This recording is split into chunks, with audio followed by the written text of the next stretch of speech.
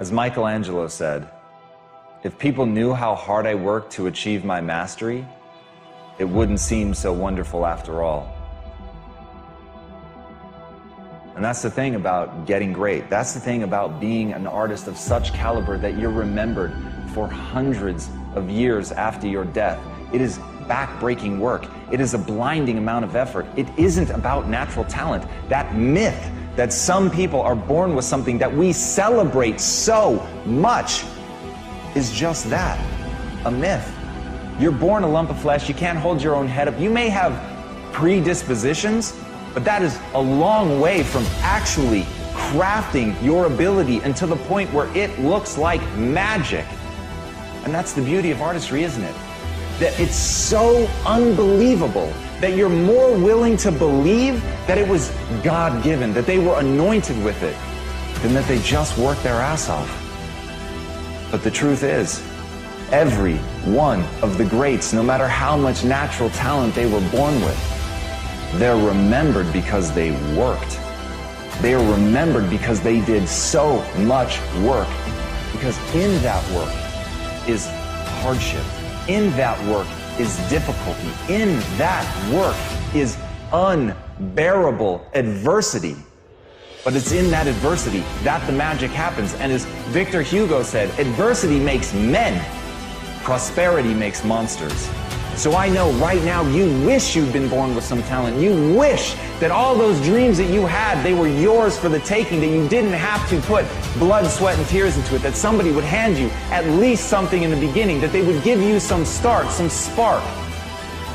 That's where the monster's created. If you really want to get hard, if you really want to get tough, if you want to get great, if you want to be untouchable because no one can bend or break your vision of yourself, then you have to suffer.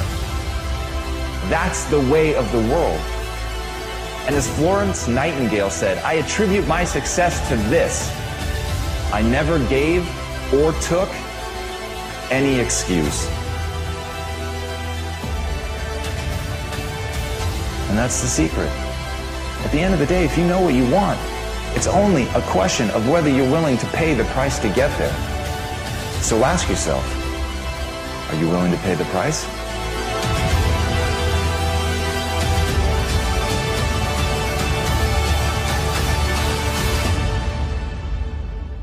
As Thomas Edison said, our greatest weakness lies in giving up. The most certain way to succeed is to always try one more time. I know there are going to be a million times in your life where you want to give up, where you absolutely ache with the desire to quit, where nothing sits inside of your gut other than the certainty that you are going to fail, that you are not good enough to push forward. But that is to fundamentally misunderstand the nature of a failure. The nature of a failure is not to tell you who you are. The nature of a failure is to tell you a way that didn't work. It's to inform. It's to educate you. It's to test you. It's to be a gut check to find out if you believe in yourself enough to push forward even when the world seems to be telling you not to. And as Brian Tracy said, attempt the impossible in order to improve your work. Think about that for a second. Attempt the impossible just to get better. To try the things that you know are going to fail. Things that the world is going to tell you simply cannot be. But even if it violates the laws of physics, if there's something in that attempt that you're going to learn, you owe it to yourself. You have a fucking moral obligation to try. Because all of the people that will lie in your wake are the people that didn't try simply because they didn't believe that they could do it.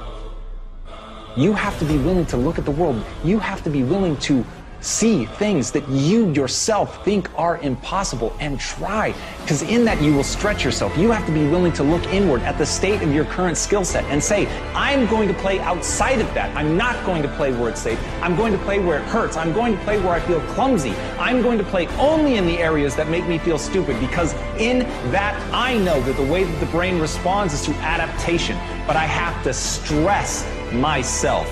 You can't ever lose sight of that. The only way that the human animal adapts is through stress. You have to be willing to break things in order to build something new. So if you want to push the boundaries, if you want to see just how far you can go, if you want to succeed at the highest level, if you want to play on a global scale, you have got to be willing to try the impossible, because right now, the things that you need to do are impossible for you, but they won't remain that way forever. And as Aristotle said, pleasure in the job puts perfection in the work.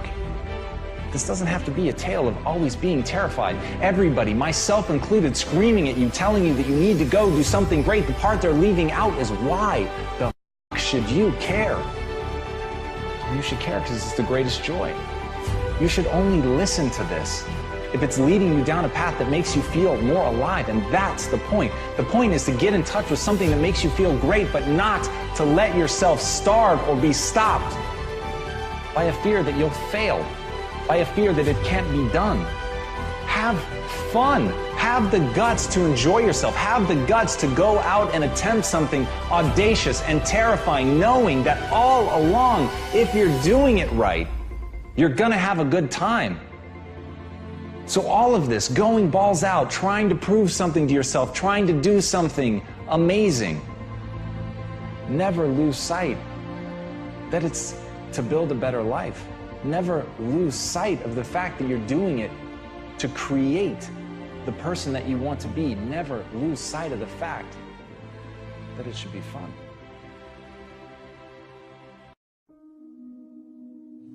I'm not coach right now. I'm your conscience.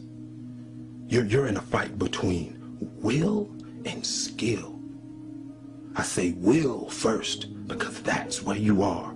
You locked and loaded with skill. You practicing every day. You putting in your work. You buying everything. You making the investment. You living your dream. You walking like your dream. You surrounding yourself around your dream. You got mentors, everything. You putting your work in. You got your skill. Now it's a test of your will.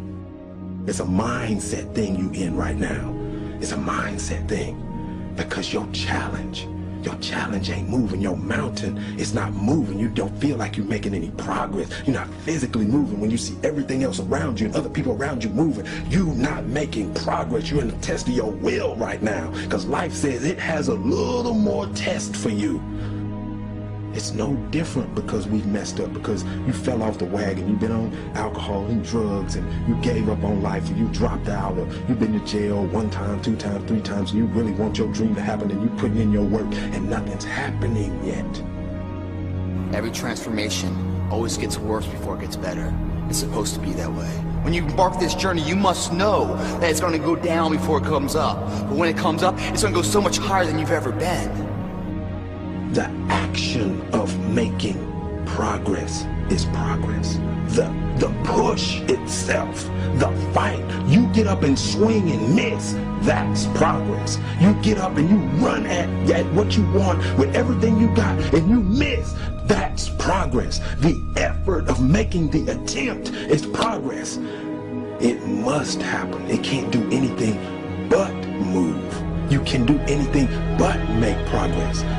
You're pushing and you're pushing and you're pushing and you're pushing and you're doing everything right. You're tired, you're exhausted, and ain't nothing happening yet. That word is what you're waiting for. Yet. Because I promise you, if you keep pushing, if you keep giving me all your effort, it will happen. You have to be equipped mentally to endure this process. Knowing what you're about to go into is step 1. Knowing it's an uphill battle, but a winnable one and one that's achievable. And at the end of this race, guys, you're going to be more capable. The first step, guys, is knowing it's a tough road. As soon as you decide to stop looking for answers in other people and miracles somewhere down the yellow brick road and click the heels of your mind and set your affections on things that are above, you could have been free years ago. All jealousy, all pettiness, all unforgiveness, all strife, all malice, all confusion, all blaming other people for your mistake. You got till midnight to get rid of every poison that's hindering you, every inflexibility that's stopping you from what God is about to pour into your life.